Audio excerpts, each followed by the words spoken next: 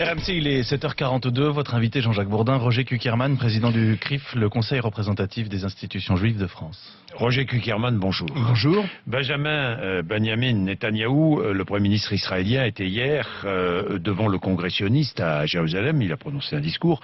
Et dans ce discours, il a dit « Hitler ne voulait pas exterminer les Juifs, mais les expulser ». C'est un dérapage ? C'est une erreur historique, il n'y a aucun doute. Hitler n'a pas attendu le mufti pour massacrer les Juifs. Quand il a rencontré le mufti, il avait déjà tué des centaines de milliers de Juifs, Babillard et autres lieux. Donc c'est une erreur historique, il n'y a aucun doute. À mon avis, c'était un peu la réponse du berger à la bergère.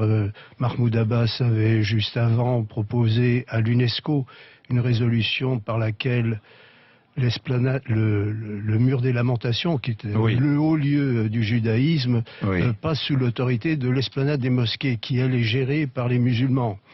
Esplanade des mosquées, qui est également le mont du Temple, c'est-à-dire le lieu où le roi Salomon a construit un temple.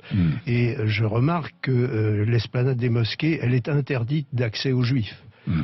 Mais néanmoins, Bibi Netanyahou a respecté cet engagement qu'il a pris il y a de nombreuses années. Donc c'était une réponse.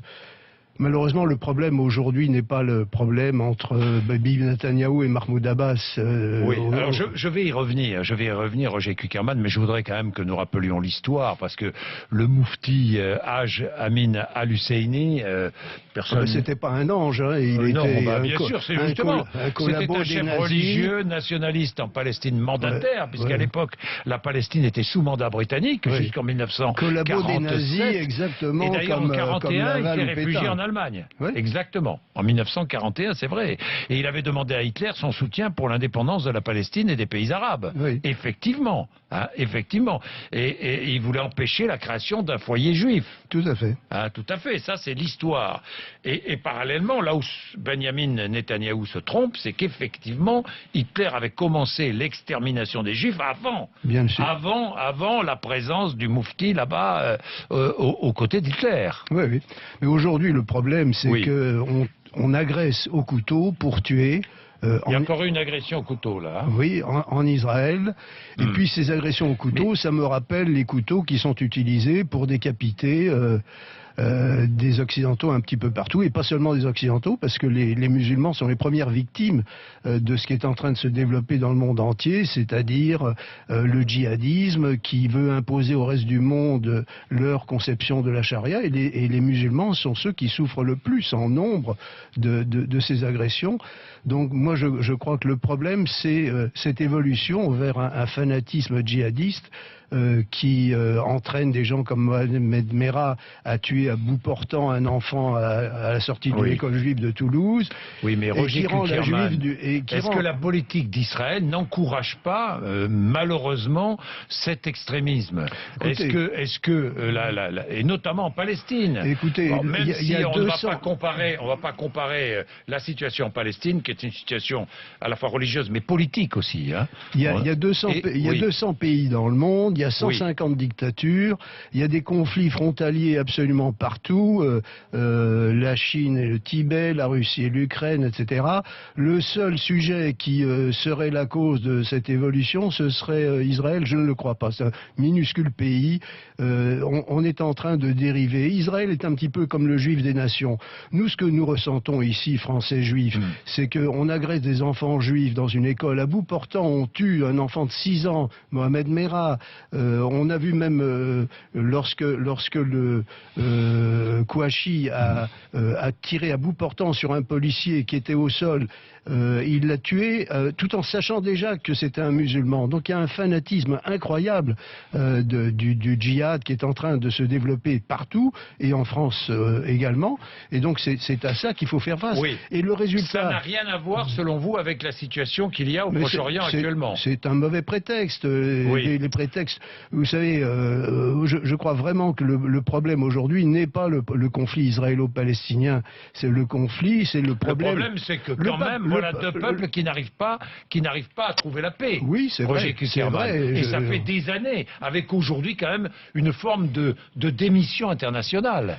Oui, mais moi je constate une chose, c'est qu'à cause du danger djihadiste, aujourd'hui on est obligé de protéger les enfants juifs dans les écoles et les synagogues avec des soldats qui sont lourdement armés, et alors que nous sommes en France depuis 2000 ans, que on a apporté à la France Montaigne, Proust et tant de prix Nobel, eh bien on est aujourd'hui un petit peu comme des citoyens de seconde zone qui doivent être protégés, et ça rend la vie tellement impossible qu'il y a des parents d'enfants qui se disent est-ce qu'il y a un avenir pour mes enfants dans ce pays, et qui fichent le camp. Est-ce qu'il y a toujours beaucoup de citoyens juifs, de Français juifs qui partent?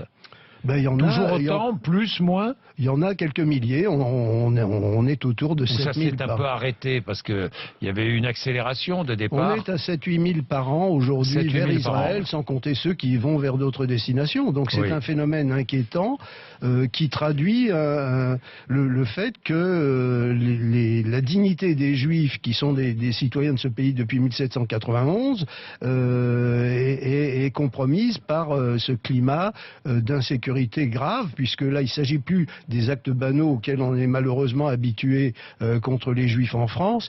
Vous savez, la définition de l'antisémite, c'est quelqu'un qui déteste les Juifs plus que nécessaire. Bon, ben ça existe, on a l'antisémitisme banal, mais ça va au-delà, puisque maintenant il y a des gens qui veulent tuer les Juifs parce que Juifs. Alors on n'est pas les seules cibles, malheureusement, mais c'est un fait. Roger Kuckerman, les actes antisémites sont plus nombreux aujourd'hui? Vous avez des chiffres encore, ou c'est... Oui, ils sont en augmentation. Ils avaient presque doublé en 2014 et ils augmentent encore en 2015, malheureusement, de manière très sensible. Et ce qui est frappant, c'est que le nombre d'actes antisémites représente 50% de la totalité des actes racistes, antisémites, homophobes, etc., alors que nous sommes moins de 1% de la population totale. Merci Roger Kuckerman, il est 7h49, vous êtes sur RMC, je vois déjà les réactions sur les réseaux sociaux ou ailleurs, je connais ça par cœur, avec d'un côté comme de l'autre cette volonté d'en découdre. Roger Kuckerman, c'est vrai, cette volonté franchement, c'est terrible. Il n'y a aucun espoir de paix. Ben, j'espère qu'on arrivera enfin à trouver une solution. J'ai l'impression qu'il n'y a aucun espoir de paix. Écoutez, comme il y a eu la paix entre la France et l'Allemagne après un siècle d'hostilité, je pense qu'on trouvera une solution. Il faut arriver à trouver des partenaires. Le problème, c'est que chaque fois qu'Israël s'est retiré de Gaza, on a eu le Hamas qui veut la destruction de l'État d'Israël. Quand Israël s'est retiré du Sud-Liban, on a eu le Hezbollah qui veut également la destruction d'Israël.